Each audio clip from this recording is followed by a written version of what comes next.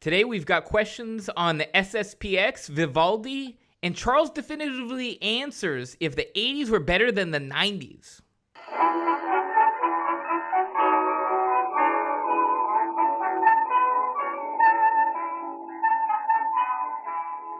Welcome to another episode of Off the Menu, now being broadcast and podcast on the Crusade Channel. Talk radio, the way it should be, at crusadechannel.com.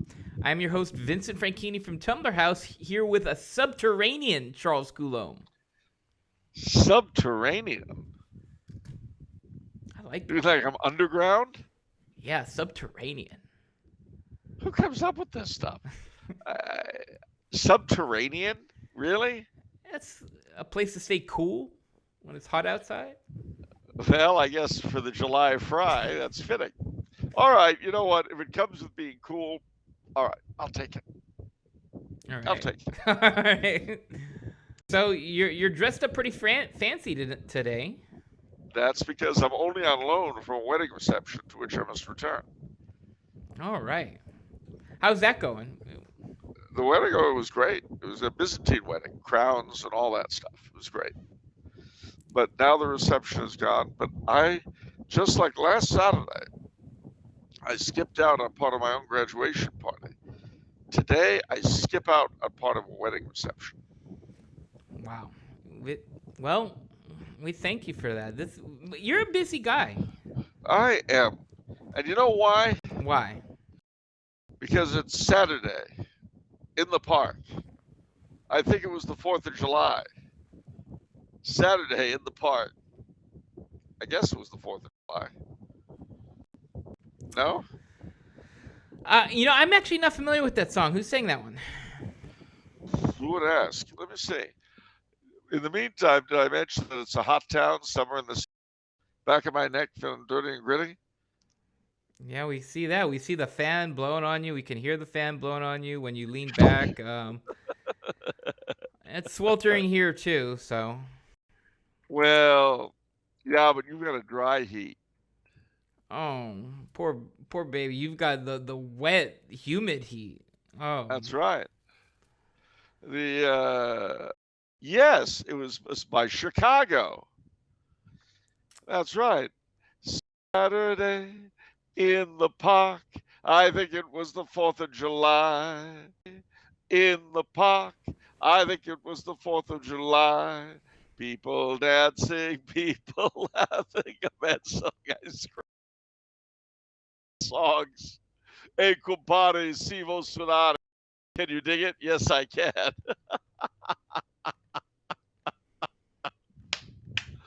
What? I get lost in all those band names that are named after city. Boston, Chicago, I think Kansas. They're all Slugberg. Slugberg? Okay. All right, maybe not Slugberg. But no, Chicago gave us a very great historical song. What? America needs you, Harry Truman. Harry, you know what to do. The world is spinning round. We're losing lots of ground. Is there anything that we can do to save the land we love?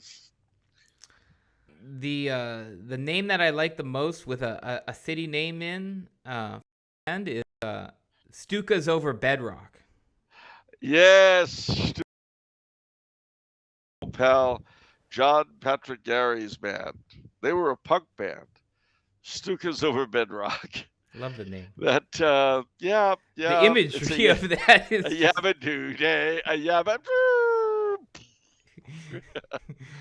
Well, it's the end of Bedrock, ladies and gentlemen, and the Luftwaffe moves on. Well, right. Today is July the 1st. Several important days today. Firstly, it's July the 1st is the feast of the precious blood of Jesus in the traditional calendar. It's also the feast of St. Junipero Serra for all you Californians. And for all you Californians who pull down statues of Junipero Serra, well, if you don't make it to heaven, remember this day. You know, I've really gotten into hiking, and one place I want to hike is Mount Rubidoux. Yeah. Is that a historical Junipero Serra place? It had his name all over it, and it seemed like it was historical. I don't remember it. But I don't remember okay. the details. Okay. But Rubidoux himself was a French-Canadian trapper who came down. Okay. But yeah, you remember during the hot summer of burning love when the morons were pulling things down? Oh yeah. Yeah, the garbage people, the trash can kids, the sewer folk. Yeah, them. Yeah, and somehow they're still getting what they want, but not what they need. Too bad for everyone. Worse for them than for us. But I mean this in a nice way, because there's more to it. It's also the octave day of the Feast of St. John the Baptist, which, ladies and gentlemen, by sheer coinky-dinky-dink, St. Jean-Baptiste being the patron saint of the French Canadians, is Dominion Day, the day on which a handful of little provinces, including Quebec and Ontario, signed the Act of Confederation, and the Dominion of Canada was born. Such great hopes, only to end up in our present day in the lap of the worthless Justin Trudeau, who's as much a piece of garbage as the people who pulled out shoes. Or, for that matter, the new head of the dicastery for the doctrine of the faith, Archbishop Victor Manuel Fernandez, author of Heal Me With Your Lips, The Art of Kissing. Oh, no, it's Heal Me With Your Mouth. I'm sorry. The Art of Kissing. What? This man is going to be in charge. He's going to be the doctrinal watchdog of the entire Catholic Church. Emphasis on dog. Isn't that great? I have to look it up. Heal me. Oh, wow. The second. Okay, I guess you're right. Because the second. It's all over the internet. Okay, 1 Peter 5 is the second result. And then. Oh, okay.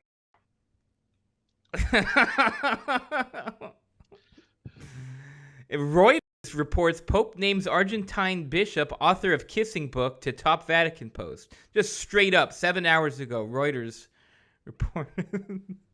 Yeah, but you know there's a sequel to it. Uh-oh, what's the sequel? You hear how you are? I can sense tenseness already. It's called Heal Me With Your Snout, The Art of Pig Loving. What? You don't think that's the sequel? All right, never mind. But today is one other important day for me, if no one else. And you know what that is? What? It is the anniversary of the day in 1996 when my father died.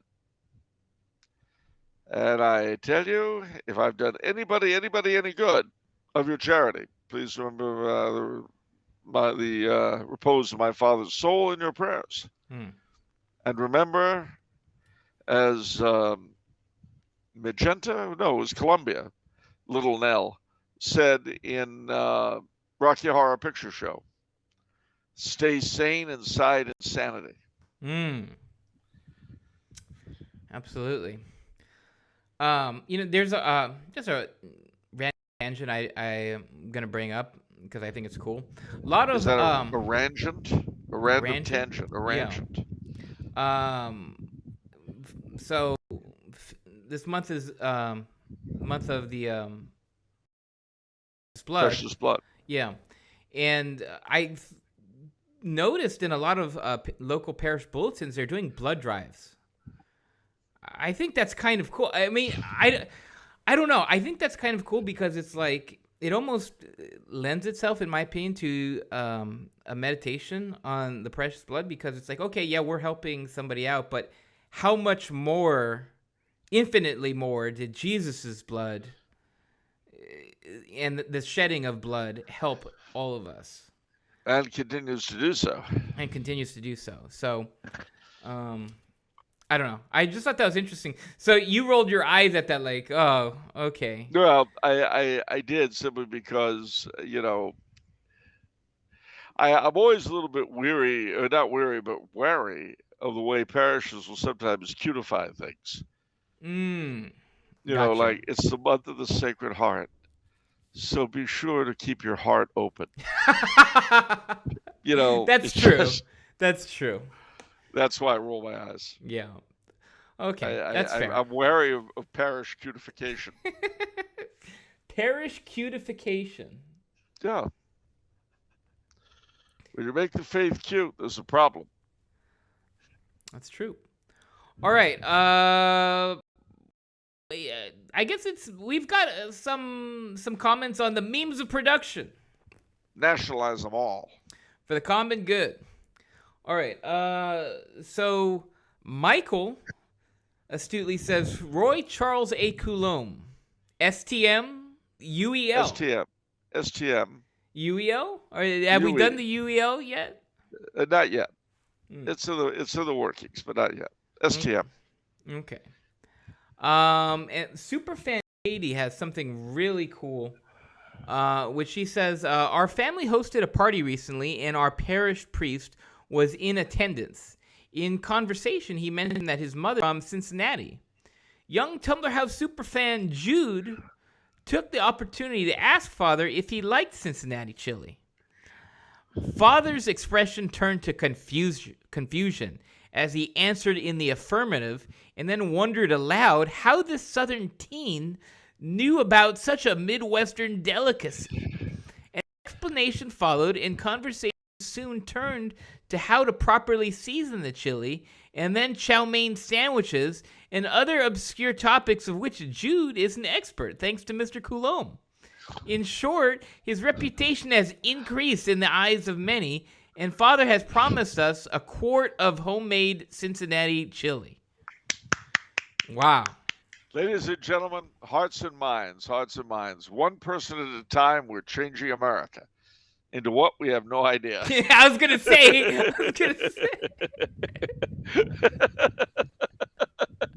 We don't know if we're moving her forward, backward, or sideways, or over a cliff. But ladies and gentlemen, this is what we're doing. This is what we're about. Oh, man. All right. Book of the week. Charles, what's your book of the week?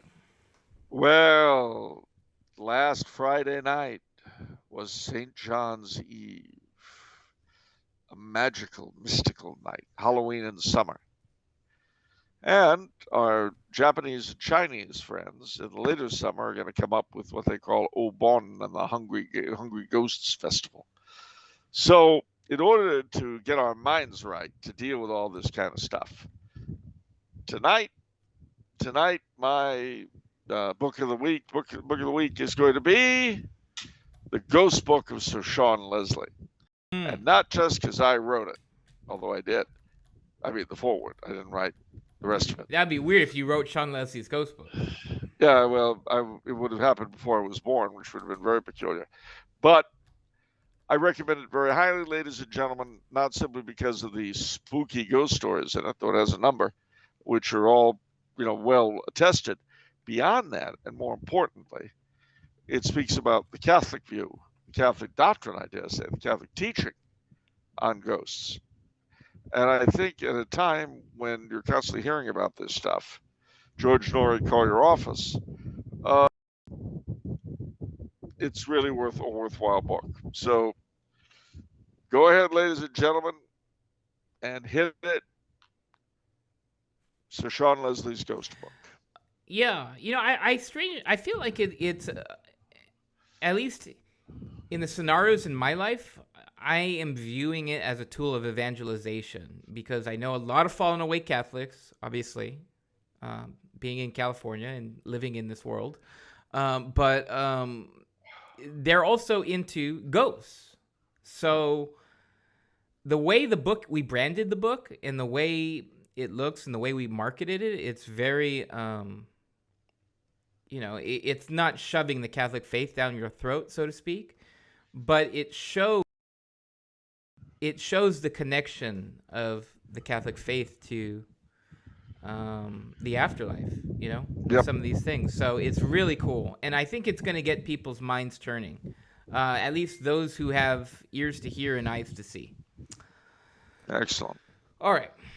Are you ready for the questions, Charles? I are ready. All right. Everybody knew you're trying to have an expeditious show, so we have the longest questions in the queue right now, and we've stuck them all in this lineup here. So here we go. All right. Question from French guy number 1. French guy number 1 says, "All hail to the man recently graduated, but with knowledge presaturated.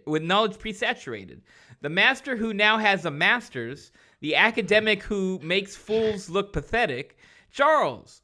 And to the president who is still a U.S. resident, the long-distance man with persistence, the man who brings True Mao to SoCal, Vincent. Many congratulations on Charles's graduation. It would appear Vincent will be hearing a lot more Billy Joel upon Charles's return. I have a few questions which I hope the newly minted alumnus will answer. Firstly, a thought that has been floating around Let me just say, Vienna waits for you. Okay, great. A thought that has been floating around in my head for a while is the state of the Episcopal. It seems that they have been responsible for the vast majority of terrible and sometimes downright tragic decisions. It also seems they have effectively not only revived Gallicanism, an established, although unofficial, fact. If Charles were in a position to do so, would he abolish them? If not, them to be cleaned up.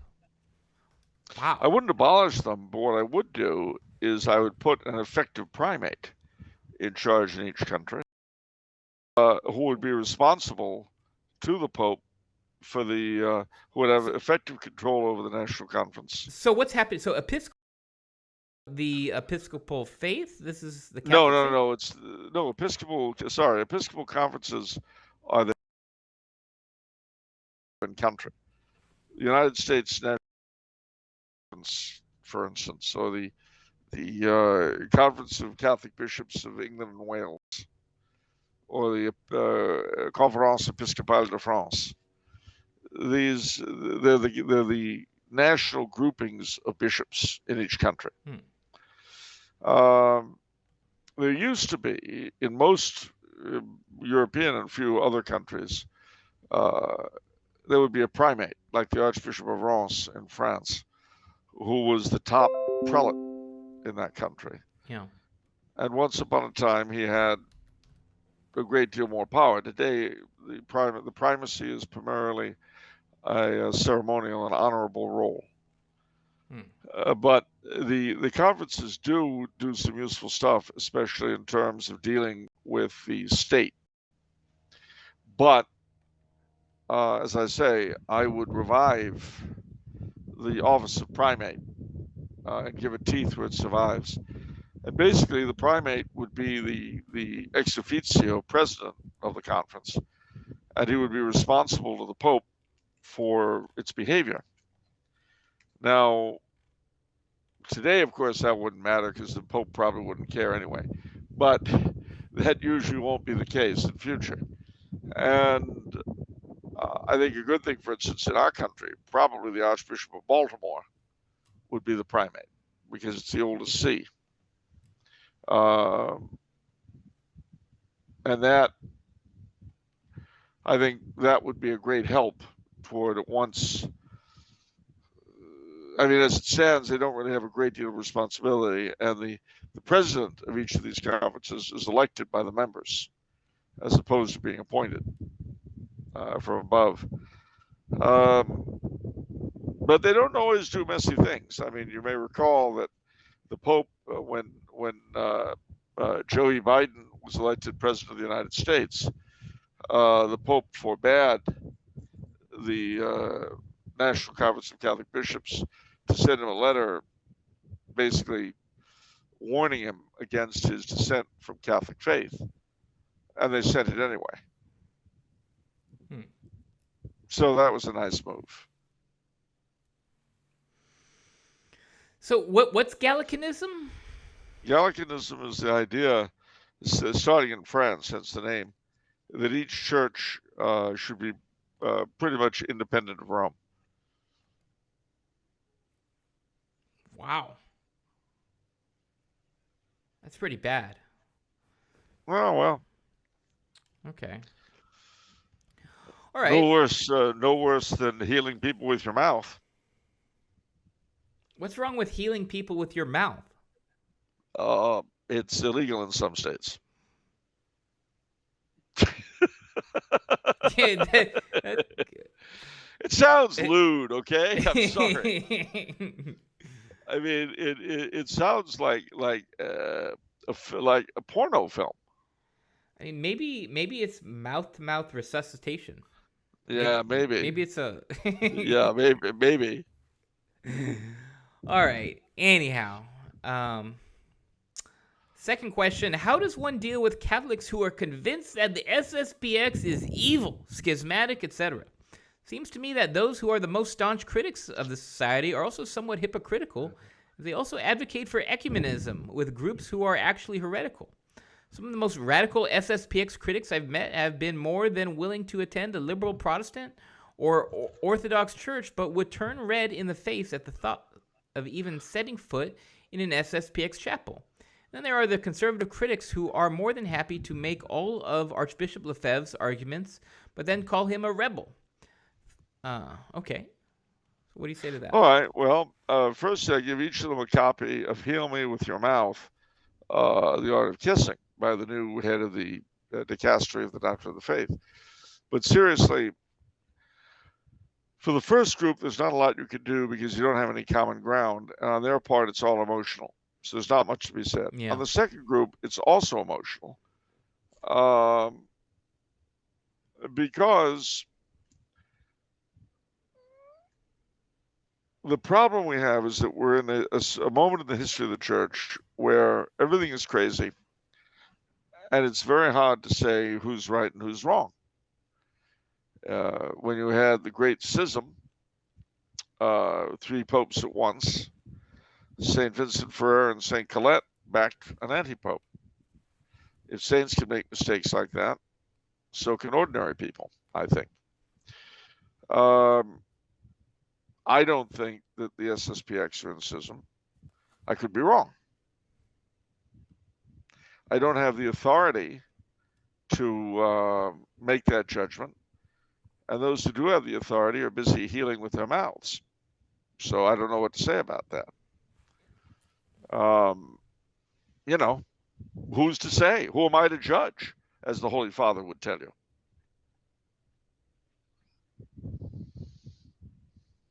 What should we title this episode? Should we title? Would you dare? Because I feel like we're going a certain direction, but do we just title the episode "Heal Me with Your Mouth"? No, no. But since the title of the book is "Heal Me with Your Mouth: The Art of Kissing," we could call it "Heal Me with Your Kiss." It's still lewd, but it's not quite as bad. I don't know. Now we're going into a Marvin Gaye song, I think. All right. How about heal me with your drivel? Heal me with your drivel? Okay, yeah. Sure. Or heal me with your garbage. Heal me with your Heal me with your brainlessness. Okay. Heal me with your stupidity. Oh, man. All right. Heal me with your ugly face. I mean, anything you like. With your ugly face. Okay. I love when your blood's up. I mean, it's we're beyond parody. Stop and think. If this weren't the situation it is, we'd all be pointing and laughing at these people. They're ridiculous. They've gone past plain evil just to become ridiculous. Clowns. If you don't laugh, you'll throw pachamamas at them and demand they worship them. Heal me with your pachamama. That's too... I don't know. No, I'm not going to say that. Heal me with some idol that you got from a cheap gift store. Heal me with your cheap gift store. All right. Does Charles think that one day Archbishop Lefebvre and Bishop de Castro Meyer will be vindicated and accepted by the church? And could they one day be canonized? Thanks, and once again, congratulations to Charles. Well, thank you for the congratulations. As for canonization, I really don't know. Vindicated, I would say there's a good possibility. As I say, I don't have the authority to make those judgments. I mean, I don't have the authority to either vindicate them or condemn them myself. You know, all I can do is keep my lips dry in case I need to heal somebody. It's like keeping your powder dry. Everyone's so quick to vindicate or condemn, I feel like, nowadays. You know what I mean? It's like, oh, we've got an item here. We've got a news item. Now pick your side. You know what I mean? Like, immediate, like on everything. And my point is that things are so crazy, and people do have to make prudential judgments, that I myself am reluctant to come down for or against anything. Yeah. Because number one, I don't have the authority. Number two, I'm not in the other person's position. I mean, listen, wife and family. What did you say? What did you say? I could go to any place. I said, right now, I could go any place I want to for Mass. And I could do whatever I like. If I had a wife and family, I would want a stable church home for them. You see, I couldn't go shopping. I'd want a community. And in some places, the SSPX is the only approach to a Catholic community you're going to find. Do I like that? No. Is it the way it is? Yeah. And you might say, well, you know, their status, blah, blah, blah. To be honest with you, if I had a wife and child, if I was in child, in other words, if I had souls that were dependent upon me, that would actually be more important to me than status. And I'm sorry if that sounds pragmatic. But again, since I know those in authority don't really care about my soul anyway, I'm not really too interested in their issues either. Maybe someday when they start healing with, the sacraments.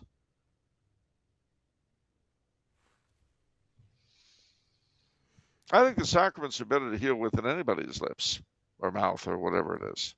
Mouth. In fact, I would rather be healed with the sacraments than the lips of the most beautiful woman in the world. Yeah. And I don't even have a Grindr account. That shows you I'm not in the curia. I'm getting a little, what's the word I want? Incoherent, ladies and gentlemen. But sometimes things happen and the immediate, they just push you over the edge. And I read that little bit of news just before coming on the show. Sitting there at a table at the reception. Oh, Charles, look at this.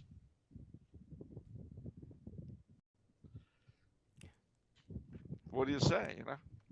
You got to be careful with beautiful women, though. In Sicily, they're more dangerous than shotguns. At least that's what they say. Well, yeah, but in Sicily, they often come accompanied with a shotgun. It reminds me of an old army Jody we used to have. The wedding was a formal one. Her daddy brought a white shotgun.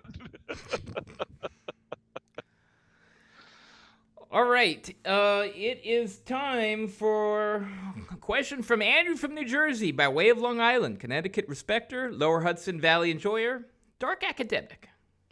I have one thing to say to him. You know what that is? What? Tappan, New York, Tappan Zee Bridge. All right. He says, hello, gentlemen, and welcome from the home of the world's tallest and fastest roller coaster, Six Flags Great Adventure, Kingda Ka, located in Jackson Township, the great state of New Jersey. Yay! Welcome back from your hiatus. I have a couple questions I hope Charles may answer. Number one, little known fact amongst casual fans of classical music is that the great and prolific composer of the late Baroque period, Antonio Vivaldi, was actually an ordained Roman Catholic priest. I have always been confused about how exactly Vivaldi balanced his life as a priest with the demands of his career as a composer.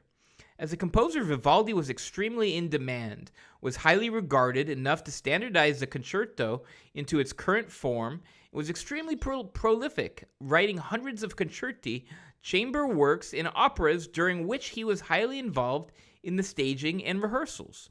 He was quite progressive and innovative in his compositions, often running afoul of more conservative musicians. It is also extremely difficult to find any information about his priesthood or find portraits of him in his clerics.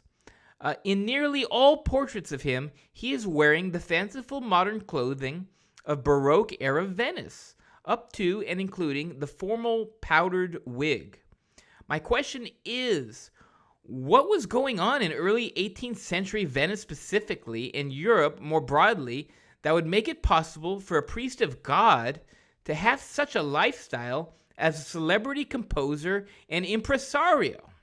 And could Charles share any insight into Vivaldi's priesthood? Wow. Well, in the 18th century, priests did wear wigs, but In Venice? everywhere throughout Europe. Oh.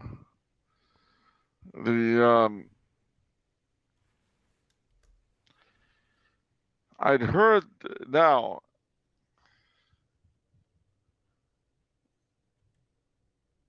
His in the trauma of the earthquake, his mother may have dedicated him to the priesthood. Was he actually ever ordained? You're saying that's an open question? Well, I'm looking at Wikipedia, source of all truth, and but I'm not seeing there's any sign of his ordination. He played for Benedict XIII in Rome. I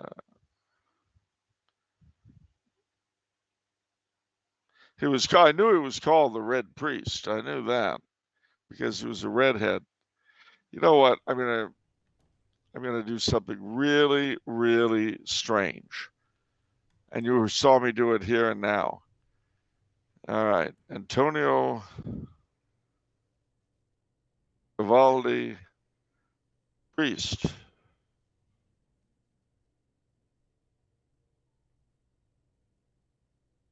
Well, a Catholic news agency is saying he's a priest. Yeah, I'm looking at that right now.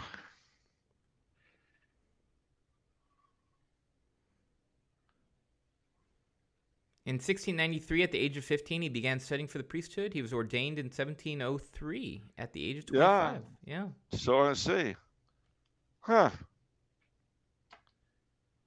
However, after just a year of being a priest, Vivaldi requested a dispensation from celebrating Mass due to his poor health. Oh. So he only functioned as a priest for a year. So there.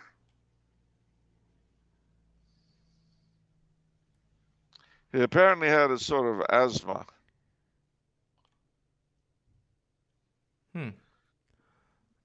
So, well, it sounds like he was involved in music. I mean, isn't there some sort of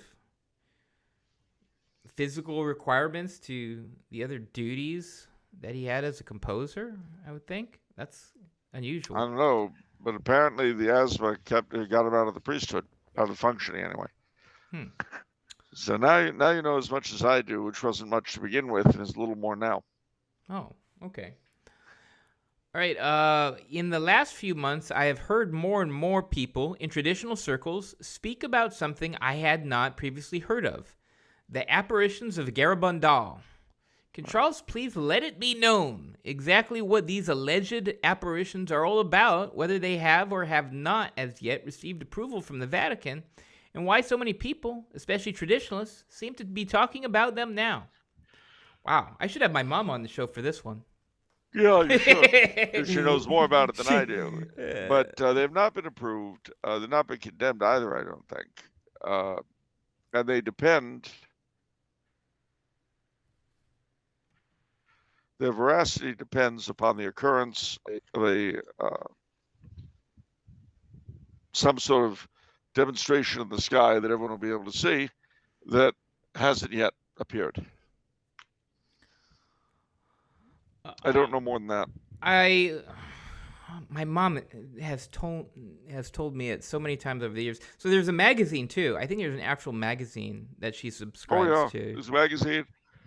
They were big. The Garabandal predictions go back to the 60s, and I remember there was a Garabandal prayer group at Our Lady of Lourdes, Tahunga, when I was a teenager back in the 70s. Yeah. Where I got my confirmation. Yeah, I think before the last show, my mom was like, "Oh, the Garabandal stuff is probably coming up."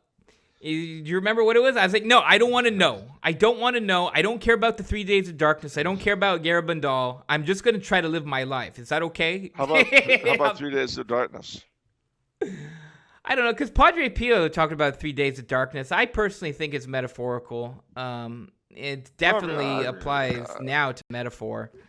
3 days of darkness. Look, you got to stay in your house, lock the door, draw the drapes, and basically hide out for 3 days.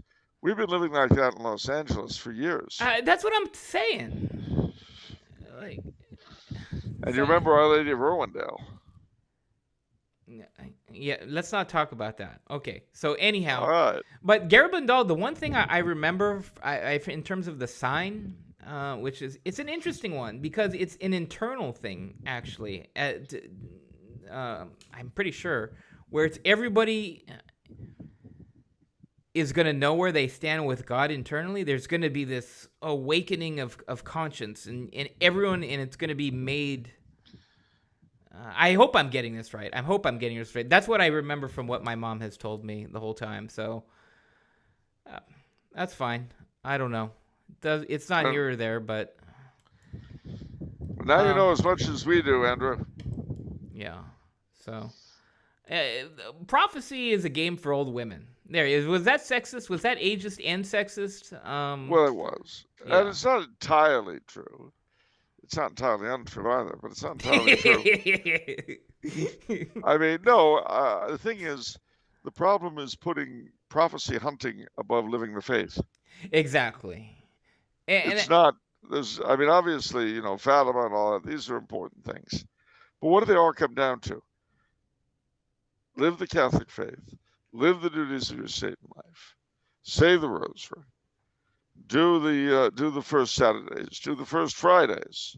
Yeah. You say confession and communion as often as you can. I guess that's what has impacted my perspective, is because I knew so many people, older, traditionalists, that were so absorbed in the prophecies, and now they're dead. And it's like, what was that? At Our Lady of Irwindale, it was predicted that a head of the dicastery of the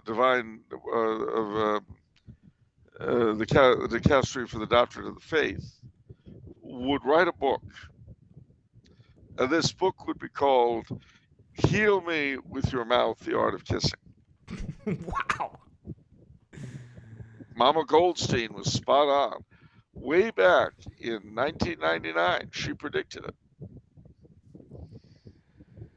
Okay, so Lady of Irwindale, for all you guys not in the know, it's just a false, made-up apparition going back to the times of Biersack and Coulombe talks back in the 90s. And they say it because Irwindale is a complete dump. It's just a bunch of quarries, and it's kind of ridiculous for you to say Our Lady of Irwindale. And so that's your little inside joke. Now you know.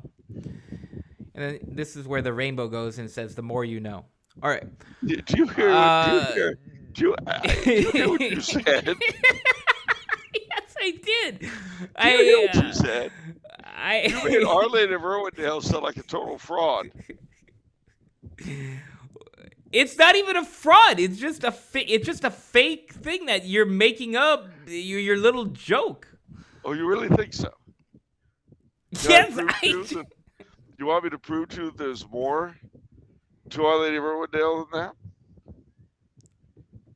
No, I don't want to. I don't want to go into this. Too bad. I'm going to prove it. And here it is. You ready? What? Less than a year after he and I created the thing and started making jokes about it, the Archdiocese of Los Angeles bought the quarry. What? Yeah. It's played out. I mean, you can't do anything with it. It's wasteland. You can't build on it. You can't, because in earthquake country, you can't do anything with it. So it just sits there. But the Archdiocese bought it. And I can't believe this. I can't believe it's true, but I hope they bought it through some sort of garbled rumors getting to them that there was some sort of phony apparitions there. And they'd waste millions more on buying this useless land just for the sake of squelching a phony apparition. If that were true, I would be the happiest kid in Arcadia. Why? For costing the Archdiocese money because you floated some misinformation out there? Yeah, I feel very good about that. I mean, they've been feeding us misinformation for years. Wow. Okay. It'd be kind of a turnabout as fair play. Yeah. There's no molestation going on. Our schools are teaching only the Catholic faith. Sure. Our Lady's appearing in Irwindale.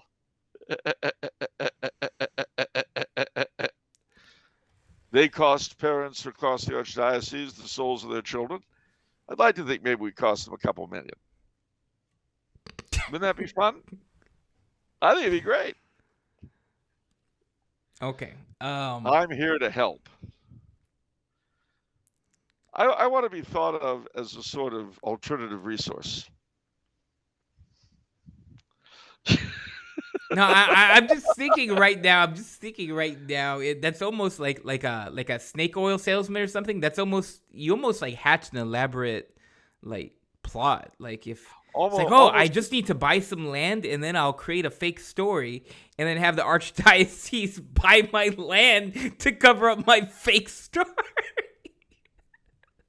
To close it down. Oh, to close it down. Okay. Anyhow, the difference between this and a proper grift, though, is that I didn't get any money out of the deal. Yeah. That's the big failure there is that it didn't do anything for me. But. All right. All right, Daniel, with a lot of stuff from Daniel. He says, recently I've been fascinated with biblical archaeology. That is, biblical archaeology in the time and the geographical setting of the biblical stories used to support the historicity of the Bible. However, all of the resources I have found that are actually faithful to the Bible have come from Protestants. There are some Jewish, Muslim, each with the goal to support their modern claims to the Holy Land, or even atheist archaeologists with the goal of disproving the Bible. But it seems like there are no prominent Catholic archaeologists in the field today. Although there had been in the past, usually priests and religious, I have thought that for many Catholics, they prioritize the spiritual interpretations of Scripture, moral, typological, anagogical, and don't value or are not interested in the literal interpretation of Scripture, and therefore aren't interested in biblical archaeology. However, I think Catholics should be in this field, and I would like to follow and support any Catholic archaeologist out there. Does Charles know any good Catholic archaeologists to follow or archaeological resources that hold to the faith and support the literal sense of Scripture? What does Charles know about archaeology and specifically biblical archaeology? What is his favorite archaeological period or discovery, both biblical and non-biblical? In Charles, That's a lot. That's a lot. So I'll just leave it there for now. Okay. Okay, to answer the one question, the best Catholic archaeologist I know, he's not just an archaeologist, but he's got a strong grounding in it, is named Brant, B-R-A-N-T, Pitre, P-I-T-R-E. Brant Pitre, which is a Cajun last name. Obviously, he should have been named Francois or Guillaume or something, but his parents named him Brant. Let that be a lesson to you, ladies and gentlemen. Make sure your first name fits your second name. Beyond that, I would definitely want to say, as far as my favorite archaeological moment, I would say, believe it or not, it was the discovery of Troy by Heinrich Schliemann, who just a lover of Homer and a businessman, not a trained specialist, not a trained archaeologist, flying in the face of contemporary learned opinion in all of Europe, which held at the time that Troy was a myth that had never existed, using the Iliad as his guide, discovered Troy. I'm always happy when a non-specialist sets the scientific world on its head. That's pretty cool. So, I have a sneaking suspicion about why there's no prominent Catholic archaeologists in. Well, I can tell you why few of us go into it anymore. I can tell you that right away. It's because very few Catholic theologians believe in the Bible anymore. I mean, even the Holy Father, I was sent a note that was very interesting, and I thought it's worth relating. And I love Benedict XVI. I revere him without a doubt. But like anyone else, is a product of his time and not infallible, as you might guess. Well, he oh heavens, where is he? There he is. He makes this quote.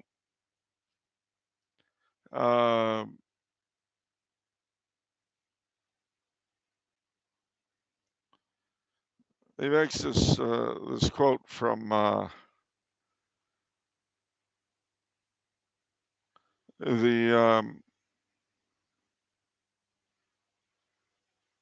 this quote from the USCCB on the Bible. It talks about, quote, the unknown author, whom we should continue to call Matthew for the sake of convenience, drew not only upon the gospel according to Mark, but upon a large body of material, principally sayings of Jesus not found in Mark, that corresponds sometimes exactly to material found in the gospel according to Luke. This material, called Q, probably from the first letter of the German word Quelle, meaning source, represents traditions written and oral used by both Matthew and Luke. Mark and Q as sources common to the other two synoptic gospels, hence the name, the two-source theory, given this explanation of the relation among the synoptics. Well, this is nonsense. As this correspondent of mine says, no matter the Q, sought for more than 200 years, has never been found. And that Catholic scholar, Brant Pitre, wrote, no manuscript of Q has ever been found, no reference to Q is ever made in the writings of the Church Fathers. And these modern, Pope Benedict, in 2002, then Cardinal Joseph Ratzinger noted that the two-source theory, that is the quote-unquote Markan priority two-source theory. You see, it's not written by St. Mark. It's the Markan gospel, the Lucan gospel. See, They're not by whoever wrote them. It wasn't them. Anybody but them. And then Ratzinger says, is accepted today by almost everyone, end of quote. A few years later, as Pope Benedict XVI, he wrote that this theory places intimate friendship with Jesus, quote, in danger of clutching at thin air. That's very true. And it's all wrong. Wrong. But it's typical in one little area, i.e. the Synoptic Gospels, of the attitude taken toward most prominent Catholic theologians today and for the past 70 years. What they've done basically is they use the church fathers to knock out the scholastics, the Bible to knock out the church fathers, and this kind of critical theory to knock out the Bible. So in the end, all you've got to believe what pullulates out of their fevered little mindlets. They have to heal with their theory. Well, what's amazing to me is the people who, obviously they're priests and people who don't believe Adam and Eve were, was the biblical Adam and Eve. I don't understand why these people have never been shown the Gospel of Luke or Matthew or Genesis, where, these really boring areas that literally trace the genealogy from Adam to Noah. And then, it doesn't matter. And then to Jesus. What is the purpose of it? There's literally no purpose. It says, Jehoram, the father of Uzziah, the father of Jotham, the father of Ahaz. It's just a boring list. There's no purpose other than to prove this is real. As far as the people we're talking about are concerned, it's just a way to phony up a genealogy for Jesus. I guess right? For them, none of it's true. The only thing that's true are their mouths, their faces, and their money. Because it's like some people say, oh, it's poetry, it's all, this. Well, no, that's not. This is just a list. Yeah. This is a list. This isn't. It's like the legendary lists of the Irish kings. Yeah. It's meaningless as far as they're concerned. Because they know everything, and they're wonderful. And they brought us where we are. Anyhow, heal me with your bad theology. Heal me with your heresy. How about that? We don't like that word. I don't like that word. That word doesn't make me feel good, and it's very judgmental. All right, moving on. How about heal me with your lard? How about heal me with your LARP? Yeah. I can do that. I can get into that. That's the first one I can really get into. Heal me with your LARP. I'm a theologian, and I don't have to believe in God. Yeah, heal me with your LARP, all right. Okay, I think we got it. Heal me with your LARP, ladies and gentlemen. I've been healed. All right. So we've got more from Daniel. All right. In Charles's opinion, what is the best set of rules of royal succession, and can you please explain the most common inheritance laws and why your favorite is your favorite? Considering that Charlemagne did not have a direct hereditary connection to the previous Roman emperors, and it was crowned Holy Roman Emperor by the Pope, if Charles could personally reinstate the Holy Roman Empire but could not crown a Habsburg, who would he choose? Okay, so we'll leave it. Okay. If I couldn't crown a Habsburg, I'd crown a Bourbon. Okay. But the primogeniture, male preference succession. Okay. And why is that your favorite? It's the most stable. I mean, it has its issues. Nothing's perfect, but it's the most stable. Reigning queens, although we've just had one for a long time, Um, reigning queens have difficulties that reigning kings do not. Uh, but if, like, pre-Bourbon Spain or England or Scotland, female succession is part of the national tradition, I would keep it. All right. All right, we're short on time, obviously, because Charles has a wedding to get back to. So we'll cut it down to one last question from Clark from Florida.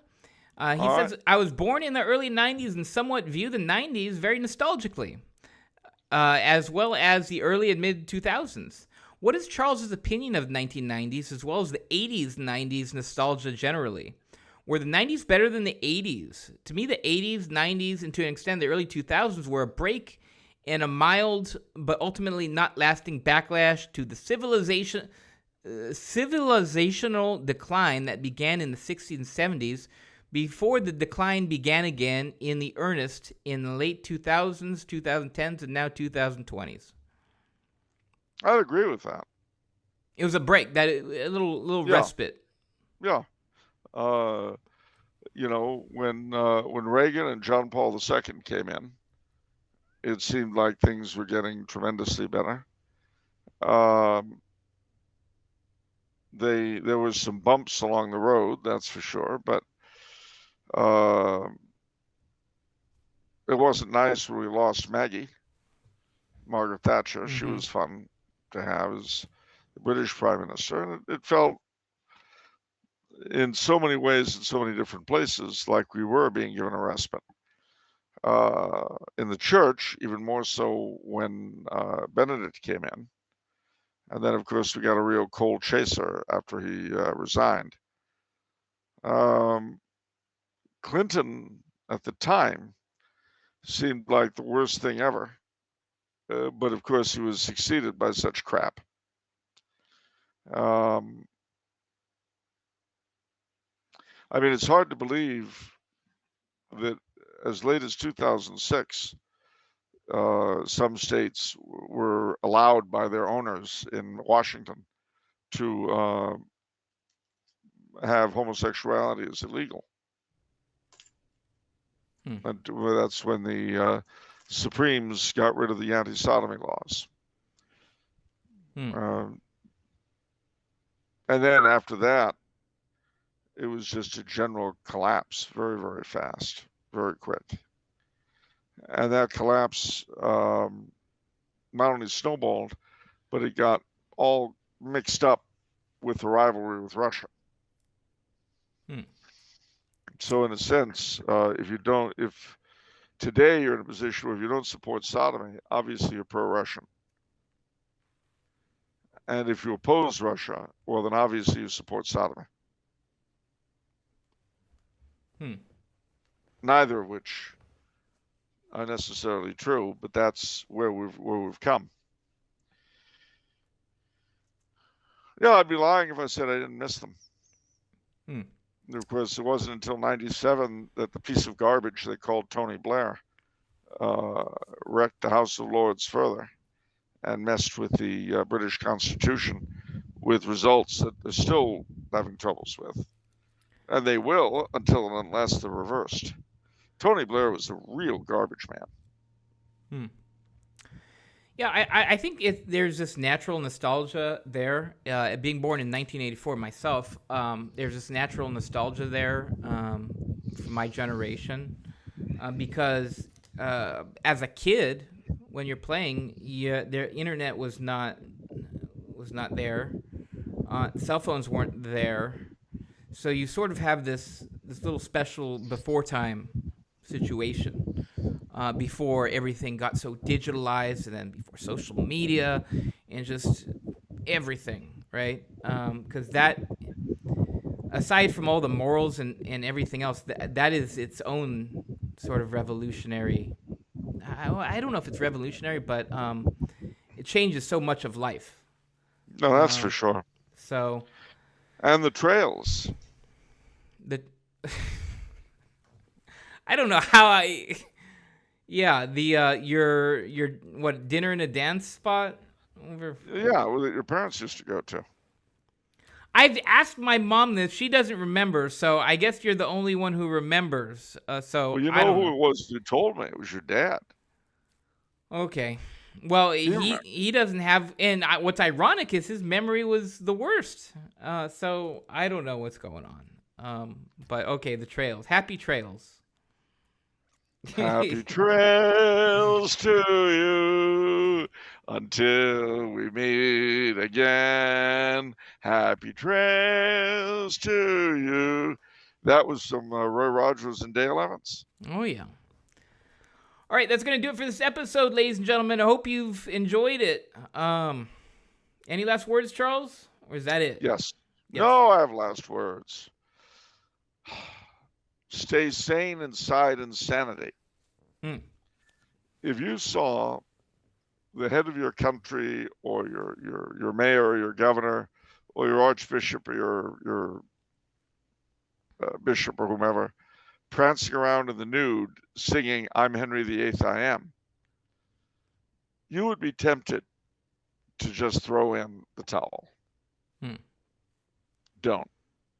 Because no matter how crazy and stupid our masters may be, you and I still have the same old responsibility for our own souls and to try to help those whom we love. And that responsibility is not dependent, neither the joys nor the horrors are dependent on the stupidities of those who are our masters. They will heal us with their LARPing.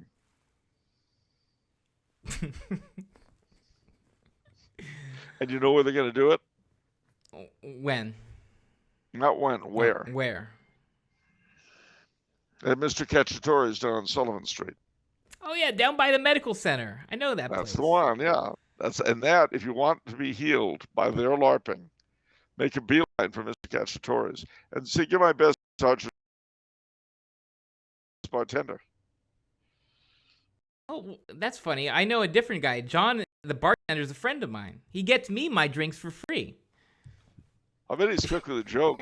Want to light up a smoke. But, there's someplace that he'd rather be. He said, Vinny, I believe this is killing me. As the smile ran away from his face. Because I know that I could be a movie star if I could get out of this place. Now that's the way to end the show. You bet. But question for you: what is it if it's Monday?